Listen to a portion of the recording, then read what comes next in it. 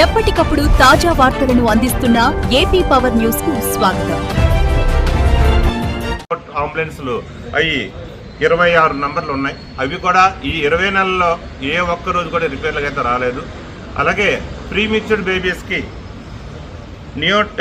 నియోటెల్ అంబులెన్స్లు అవి అంటే ముందస్తుగా పుట్టిన బేబీలకి లేదంటే ఒక పుట్టిన వెంటనే జాండీస్ వస్తే వాళ్ళని ఇంక్యుబేటర్లో పెట్టే ప్రక్రియ ఉండే అంబులెన్స్ కూడా అది ఒకటి జిల్లాకైతే ప్రతి జిల్లాకు ఒకటి ఉంటుంది. అది కూడా వర్కింగ్ చేస్తుంది. కానీ లేనిపోని అన్నీ రాసి ప్రజల్ని భయభ్రాంతులు చేసి ఈ సంక్షేమ పథకాలు అన్నీ కూడా అమలు చేసి ప్రజలు మనలు పొందుతున్న ప్రభుత్వాన్ని ఏదో విధంగా ప్రజలు భయభ్రాంతులు గురి చేసే విధానంలో ఈ వార్తలను కూడా రాయడం జరుగుతుంది. అలాగే మొన్న శ్రీకాకుళం జిల్లాలో మన పక్కన ఉన్న జిల్లాలోనే రోడ్ యాక్సిడెంట్ అయితే ఒక 45 నిమిషాలు అయినా యాక్సిడెంట్ అయినా రాలేకపోవడంలో పేషెంట్ రోడ్డు మీద చనిపోవడం కూడా రాయడం కూడా జరిగింది. అదే పేషెంట్ గురించి ఈరోజు మేము కూడా పరిశీలించి అన్ని కూడా మాట్లాడితే ఉదయం 8 గంటల 8 నిమిషాలకు ఫోన్ చేస్తే ఉదయం 8 గంటల 14 నిమిషాలకు అంబులెన్స్ వచ్చి పేషెంట్ కూడా తీసుకెళ్ళడం కూడా జరిగింది. అంటే లేనిపోని అన్నీ కూడా రాసి ఈ సాక్షి పత్రిక ప్రజలు భయభ్రాంతులు గురి చేయాలనే ఒకే ఒక ఎజెండాతో ఈరోజు పనిచేస్తుంది.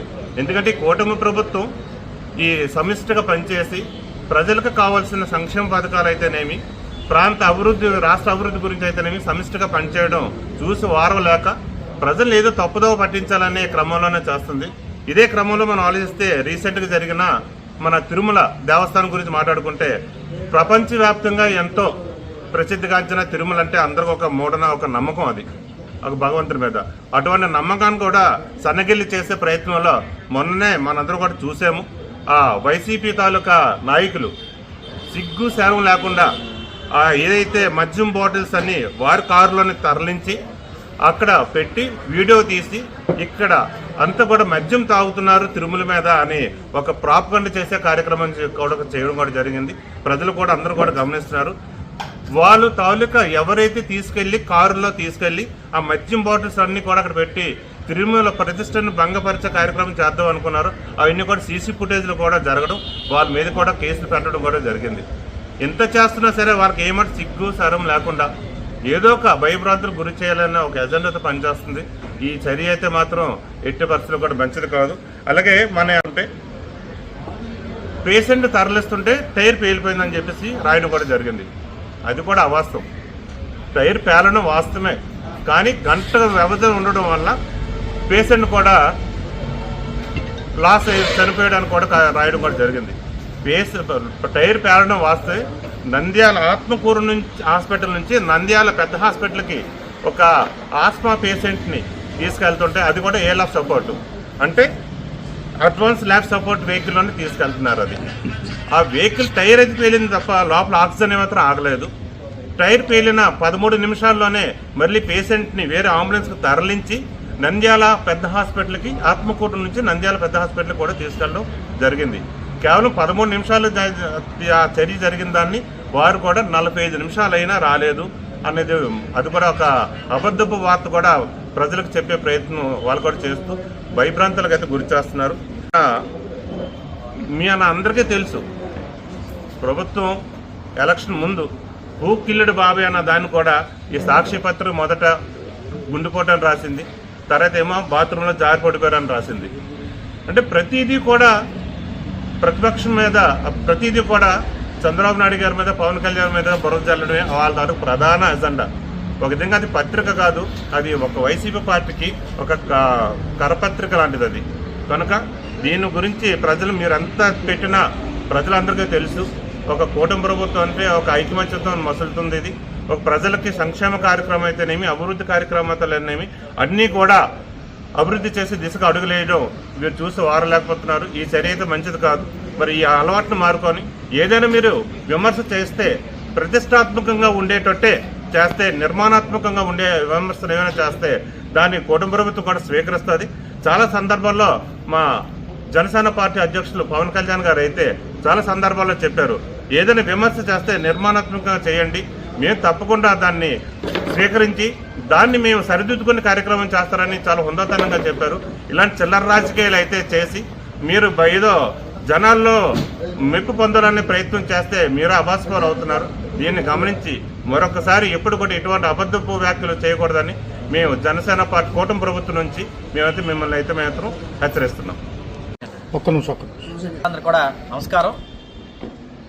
ఈరోజు అనకాపల్లి జనసేన పార్టీ కార్యాలయంలో మరి పెద్దలు మాజీ మంత్రివర్యులు గౌరవ శాసనసభ్యులు శ్రీ కొంతాల రామకృష్ణ గారి యొక్క ఆదేశాల మేరకు మరి ఏదైతే గత కొద్ది రోజులుగా వైసీపీకి సంబంధించినటువంటి మీడియా కానీ ఆ పార్టీ నాయకులు కానీ ఉద్దేశపూర్వకంగా రాష్ట్ర ప్రభుత్వం మీద, రాష్ట్ర ప్రభుత్వం అందిస్తున్నటువంటి పథకాల మీద, అదేవిధంగా ఆరోగ్య శాఖకు సంబంధించినంతవరకు ఈ ఏవైతే అంబులెన్సులు 108 సేవలు కానీ 104 సేవలు కానీ ఉన్నాయో వీటి మీద ఒక తప్పుడు ప్రచారాన్ని ప్రజల్లోకి పంపించదలుచుకున్నాయి.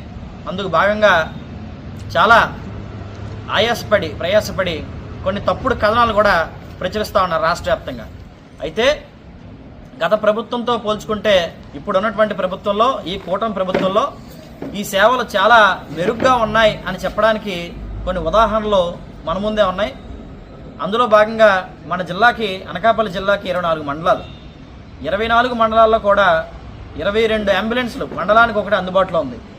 మరి గతంలో అరబిందో ఫార్మాకి ఇచ్చినప్పుడు అప్పుడే అంబులెన్స్ సర్వీసుల్ని దోచిపెట్టాలనే ఉద్దేశంతో రాష్ట్ర వ్యాప్తంగా డబ్బులు కేటాయించినప్పటికీ వారు ఉద్దేశపూర్వకంగానే కొన్ని అంబులెన్స్లు పర్చేస్ చేయకపోవడం కారణంగా ఇప్పటికీ జిల్లాలో ఆ 2 స్థానాల్లో అంబులెన్స్లు నిర్వీర్యంగా అక్కడ లేకుండా ఉన్నాయి. కానీ మిగతా సపోర్ట్ను వాడుకొని ప్రభుత్వం మరి నూతనంగా భవ్య అనే కంపెనీకి ఈ యొక్క కాంట్రాక్ట్ని ఇవ్వడం జరిగింది. వాళ్ళు చాలా చక్కగా కూడా ఈ సర్వీసెస్ని నిర్వహిస్తూ ఉన్నారు. ఇటు 108 కానీ 104 కానీ. దాదాపుగా మన జిల్లాలో గడిచిన 6 నెలల్లో మనం చూసుకుంటే 14,000 పైచిలకు కేసులు, అంటే ఎక్కడైతే వాళ్ళు క్షతగాత్రులకు గురవుతారో అక్కడి నుంచి హాస్పిటల్కి తరలించడం, అవన్నీ కూడా 14,000 కేసులు గడిచిన 6 నెలల్లో నిర్వహించారు. అదేవిధంగా ఇంటర్ ఫెసిలిటీ ట్రీట్మెంట్ అని ఒకటి ఉంటుంది. ఇప్పుడు మన 100 పడక హాస్పిటల్లో ట్రీట్మెంట్ తీసుకుంటున్నప్పుడు వాళ్ళకి కేజీహెచ్లో ఇంకా మెరుగైన వైద్యం అందించాల్సి ఉంటుంది. అలాంటి టైంలో తరలించేందుకు కూడా కొన్ని అంబులెన్స్లు కావాలి. ఆ విధంగా కూడా గడిచిన 6 నెలల్లో దాదాపుగా 6,624 మందిని అలా ఇంటర్ ఫెసిలిటీ ఐఎఫ్టీ కేసెస్ ద్వారా తరలించడం జరిగింది. ఇది 6 నెలల గణాంకాలు మాత్రమే. అలాగే ఆ నిర్వహణకు సంబంధించినటువంటి అంబులెన్స్ డ్రైవర్లకు కానీ, వారికి కానీ, లేకపోతే 104 సేవలించే డ్రైవర్లకు కానీ, సిబ్బందికి కానీ, వాటి మెయింటెనెన్స్కి కానీ ఎక్కడా కూడా ఆ సంస్థ ఎటువంటి ఇబ్బంది లేకుండా టైం టు టైం వాళ్ళకి జీతాలు వేసి, అలాగే వాళ్ళ మెయింటెనెన్స్ కోసం ఖర్చు పెట్టి అన్ని విధాలుగా కూడా ఎక్కడా కూడా ఒక్క మనిషి ఇబ్బంది పడకూడదన్న చందంగా వాళ్ళు చూస్తూ ఉంటే ఈరోజు ఒక బ్యాడ్ ప్రచారం చేస్తూ ఉన్నారు. 104 సేవలు చూసుకుంటే దాదాపుగా మొత్తం 5,21,468 స్క్రీనింగ్ టెస్టులు ఈ గడిచిన 6 నెలల్లో చేపట్టాయి. ఇప్పుడు కొత్తగా కూటమి ప్రభుత్వం తీసుకున్న నిర్ణయం మేరకు 104 సర్వీసుల ద్వారా 41 టెస్టులని అయ్యే ఊర్లలో ఎక్కడైతే టెస్టులు నిర్వహిస్తారో వారి దగ్గరికి వెళ్ళి, ఇళ్ళకెళ్ళి, ఊర్లకి వెళ్ళి అక్కడే వీళ్ళు హాస్పిటల్కి వచ్చి టెస్ట్ చేయించుకునే అవసరం లేకుండా అక్కడే సర్వీసెస్ అందించాలని చెప్పని అనుకున్నారు. దానికి సంబంధించిన ఆదేశాలు కూడా గౌరవ ముఖ్యమంత్రి గారు, ఉప ముఖ్యమంత్రి గారు ఇవ్వబోతా ఉన్నారు. దానికి సంబంధించి వాళ్ళు కూడా పనిచేయబోతున్నారు. అయితే మొత్తం చందాన ఎందుకు వచ్చింది, అసలు ఈ అంశం మీద సడన్గా వైసీపీ ఎందుకు మాట్లాడుతున్నాయి అని అంటే, మరి గతంలో వాళ్ళ అధికారులు ఉండేటప్పుడు అరబిందో ఫార్మా వాళ్ళ యొక్క సంస్థ దానికి డబ్బులు అప్పచెప్పేందుకు, ముడుపులు అప్పచెప్పేందుకు ఆ కాంట్రాక్టులు వారికి ఇచ్చి రాష్ట్ర వ్యాప్తంగా కొన్ని ఇతర రాష్ట్రాల్లో షెడ్కెళ్ళిపోయిన బళ్ళు తీసుకొచ్చి దాన్ని ఇక్కడ నడిపి కుయ్యమని మరి జగనన్న చేసినటువంటి రోడ్ షో మనందరం కూడా చూసాం. కానీ ఇప్పుడు వాళ్ళ తప్పిదాలు ఎలా ఉండేవంటే, అప్పట్లో అంబులెన్స్ డ్రైవర్లకి, అందులో ఉన్న సిబ్బందికి 4-5 నెలల పాటు జీతాలు కూడా వచ్చేవి కాదు. వాటికి సంబంధించి సరైనటువంటి మెయింటెనెన్స్ ఖర్చులు ఇచ్చేవాళ్ళు కాదు. ఎక్కడ పడితే అక్కడ రోగులు ఇబ్బంది పడేవారు. కానీ ఈరోజు ఈ సంస్థ కూటమి ప్రభుత్వం వచ్చిన తర్వాత అప్పగించిన సంస్థ ఎక్కడా కూడా ఒక్క నెల కూడా బాకీ ఉంచిన పాపానికి పోలేదు. ఎప్పటికప్పుడు వాళ్ళకి అన్ని అందిస్తూ ఉన్నారు. మీరు ప్రజలకు సేవ అందించండి, మీకు కావాల్సిన మేము చూసుకుంటా అని చెప్పారు.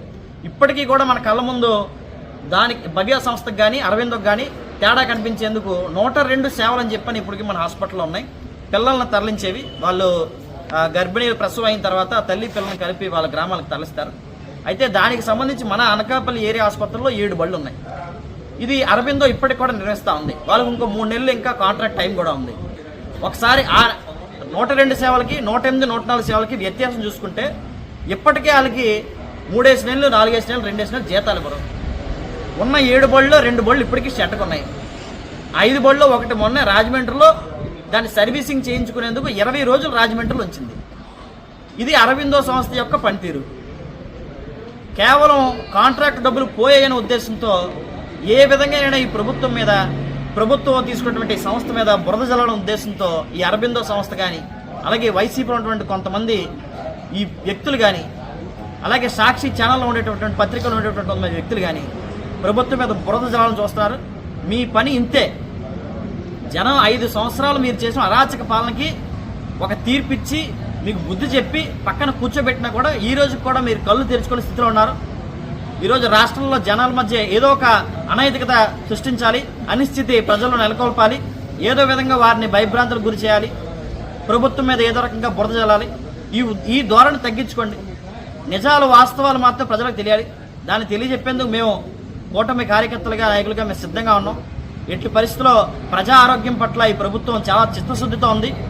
వైద్య ఆరోగ్య శాఖ మంత్రి అయినటువంటి సత్యకుమార్ గారు కూడా చాలా గణనీయంగా బాగా పనిచేస్తున్నారు. ఎప్పటికప్పుడు దీని మీద సమీక్ష సమావేశాలు నిర్వహిస్తూ ఉన్నారు. ఇక్కడ అనకాపల్లి ప్రాంతానికి చూసుకుంటే ప్రతి నెల కూడా అటు కలెక్టర్ గారు కానీ, గౌరవ శాసనసభ్యులు కానీ, మా తోటి డైరెక్టర్స్ కానీ, హాస్పిటల్ డైరెక్టర్స్ కానీ వీరందరూ కూడా ఎప్పటికప్పుడు ప్రజలకి అందుబాటులో ఉండి అక్కడ సేవలు ఏ విధంగా అందుతున్నాయని కూడా చూస్తూ ఉన్నారు. ఈ క్రమంలో ఈ విధమైనటువంటి ఒక నిందలు వేయడం, అభాండాలు వేయడం అనేది సరికాదని, ఎక్కడైనా బుద్ధి తెచ్చుకోవాలని ఈ ఏదైతే so called blue media, YCP media ఉందో వారందరికీ కూడా మేము హెచ్చరిక జారీ చేస్తా ఉన్నాం. అలాగే వైసీపీ వ్యక్తులకు కూడా మీరు కూడా ఇలాంటి ప్రచారాన్ని ఇంకా కట్టిపట్టాలని కూడా మేము బలంగా చెప్తా ఉన్నాం. రోజులుగా మన వైద్య సేవల గురించి 108, 104 గురించి మన సాక్షి పేపర్ వాళ్ళు, బ్లూ మీడియా వాళ్ళు దుష్ప్రచారాన్ని మన కూటమి ప్రభుత్వంపై జల్లుతున్నారు. వాస్తవాలను కాకుండా అవాస్తవాలని వాస్తవాలుగా చూపించడం అనేది కరెక్ట్ కాదు. గతంలో చూసుకున్నట్లయితే, గత ప్రభుత్వంలో చూసుకున్నట్లయితే మన డిస్టిక్ హాస్పిటల్ అయినటువంటి ఎన్టీఆర్ హాస్పిటల్లో హాస్పిటల్ ఎలా ఉంది, ఈ సంవత్సరం తర్వాత ఎలా ఉందో మీరు గమనించాలి. గత ప్రభుత్వం మాకు అప్పచెప్పినప్పుడు అది హాస్పిటల్లో లేదు. అలాంటి హాస్పిటల్ని ఈరోజు ఆపరేషన్ థియేటర్ కానీ నూతనంగా చేయడం జరిగింది. వెయిటింగ్ హాల్ని కొత్తగా నిర్మించడం జరిగింది. అదేవిధంగా మార్చురీని కూడా కొత్తగా నిర్మించినందుకు ఎంపీ గారు సిఎస్ఆర్ నిధుల ద్వారా కొత్తగా నిర్మాణాన్ని కూడా ప్రారంభించడం జరిగింది. ఇలాంటి అభివృద్ధి చేస్తూ పోతుంటే కూటమి ప్రభుత్వంపై వీళ్ళు ఇలా దుష్ప్రచారాన్ని చేయడం ఇది కరెక్ట్ కాదు. ఈ విషయాన్ని ప్రజలకి మీరు చెప్పినా కూడా ఎవరు నమ్మరు. ఎందుకంటే గత ప్రభుత్వం కంటే ఈ ప్రభుత్వం సేవలు ఎలా ఉన్నాయో